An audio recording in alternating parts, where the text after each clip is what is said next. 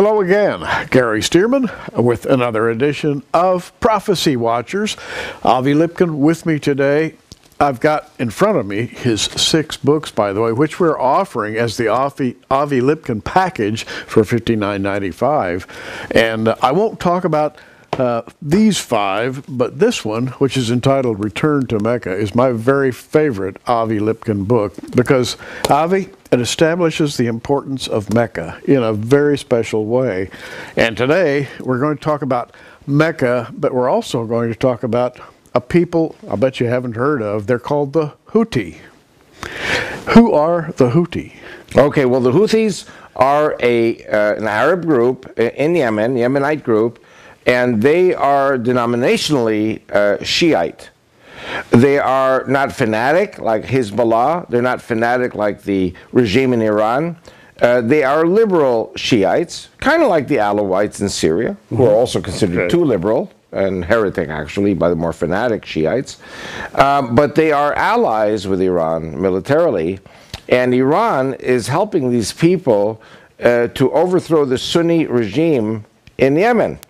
Now, many people who may be watching this program don't have a clue what Yemen is, or maybe even what Saudi Arabia is, or what Mecca is, but there is a very, very big power struggle going on, and has been going on for decades, over who is going to control the 2 most important holy sites of Islam, Mecca and Medina. Now, Mecca is a relatively new city. Medina has been around for thousands of years. One of the contentions in my book is that Jethro, the high priest of Midian, Midian was a kingdom, but Medina was the city of that kingdom. Very close in sound, Medina, Midian. Yes, it's the same root in Hebrew and in Arabic. And indeed, one of the names of Medina is Yathrib. Yathrib in Arabic means Jethro. Now, we are really watching, as this program is being made today, we're really watching the southern tip, if you will, of the Saudi Arabian Peninsula, where something has just happened. And Avi thinks it's a very important event involving the Houthi tribe, I guess you would call them. Right. What happened was that for many decades, until the Arab Spring in February of 2011, Yemen was ruled by a dictator by the name of Saleh. And Saleh, he was there like Mubarak in Egypt, like Gaddafi in Libya, Ben Ali in Tunisia. These dictators were there for decades. And then with the Arab Spring, demonstrations broke out against all these leaders. And finally, the end result in Yemen was that Saleh resigned. Generals came in, other people came in, and to make a long story short, Yemen is one big anarchy now. And in the vacuum of the anarchy, the Houthis have risen to prominence. And one of the reasons these Shiite Houthis have risen to prominence is because of the backing that they are receiving from Iran. Iran is the mother country of the Shiites.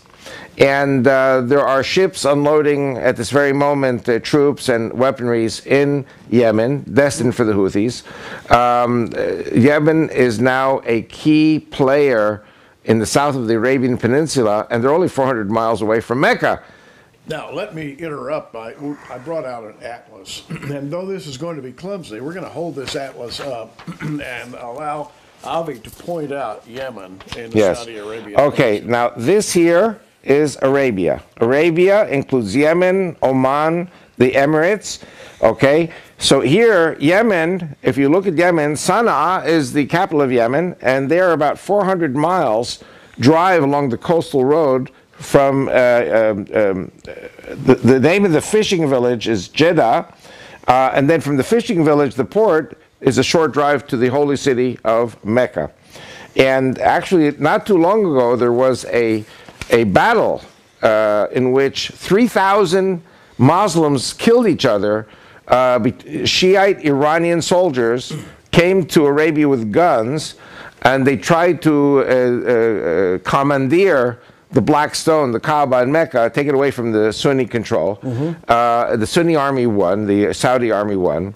And ever since then, the Saudis have come to understand and realize the threat to Saudi and Sunni Islam from the Iranian Shiite Islam. And so Yemen basically has become a proxy in this war against Sunni Saudi Arabia. Now, let's suppose that the Houthis, backed by the Iranians, managed to forge northward and to take Mecca. What would happen in that event? Well, there is a very popular children's game in America known as Capture the Flag. And when you capture the flag, it's the end of the game. In other words, kind of like in the bad old days of the Protestant Reformation, the wars of Reformation, 300 years in which Catholics and Protestants were slaughtering each other. Praise God, these wars of the Protestant Reformations are over. Catholics and Protestants kind of get along today, but that's not the case in Islam. The Shiites and the Sunnis have been slaughtering each other for 1,400 years, and there is no reconciliation in sight here. So this is going to be a battle in which one side wins, one side loses, or maybe both sides lose, because I predict what's going to happen is the collapse of the Saudi regime, the killing of the King of Saudi Arabia, and many of the princes of the royal family. Quick question. What would that do to ISIS? You've got ISIS over here in Syria. Okay. This is, you'll forgive me for behaving like a former Israeli army spokesman, but I like to have the maps to show this. Saudi Arabia will be invaded in a number of places from the east. Here is Iran, and they can easily come in. Kuwait is 50-50 Shiite Sunni. Bahrain is 70% Shiite, but it's ruled by 30% Sunnis. There are a lot of these disgruntled people here who are Shiites. All the wealth is concentrated in the hands of the Saudi royal family, which are Sunnis. So Iran theoretically has a stranglehold from the Straits of Hormuz all the way up to Kuwait, and they can come in from here. At the same time, the Iranian Navy is sailing to Yemen, unloading supplies, unloading soldiers. Iranian ships have been known to go through the Suez Canal, and they could even drop off commandos on the coast here very close to Mecca. So if the Houthis indeed are in control in Sana'a, there's a coastal road here that goes 400 miles up to Jeddah and Mecca. 400 miles you can do in one day. So my prediction is that the Saudi king will call on Egypt to come in across the pond. Egypt is only 100 miles away. They could come in with their troops to back the Saudi kingdom. ISIS would be pulled down from Iraq into Saudi Arabia. So Sunnis would come from the north, Sunnis would come from the west, Shiites would come from the east, and Shiites would come up from the south, and it would be the perfect storm. This is like the prophecy of Ishmael. His hand will be against all his brethren's hands, and all his brethren's hands will be against his hand, and he will dwell in the face of his brethren, meaning everybody's going to be fighting everybody. We only have a second left here, but in just the remaining few seconds, do you see this stabilizing or destabilizing the Middle East in general? Well, I see a complete destabilization because in the end, the ISIS people have said a number of things. They said they're going to blow up the Black Stone, the Kaaba, yes, because ISIS are purists, and they said that Muhammad was wrong. The Prophet Muhammad was wrong in co-opting the Black Stone, a pagan symbol, into the purest, true Islam. Secondly, ISIS is going to be blowing up the oil wells because, according to the ISIS ideology, what made Christianity great is the economy. The way to destroy Christianity is to destroy the economy. How do you destroy the economy? You deny the Christian world economy the oil, which includes China, India, Japan, and Europe, which are not what we would consider American Western Christianity. Fascinating. Yeah. You can read about Mecca and its importance in Return to Mecca, part of the Avi Lipkin package, yours for $59.95. Check out the books on our Prophecy Watchers website. Avi, we don't have any more time. I wish we did. We'll try to continue this. I'm Gary Stearman, wishing you a great day in the Lord. Keep watching, everybody.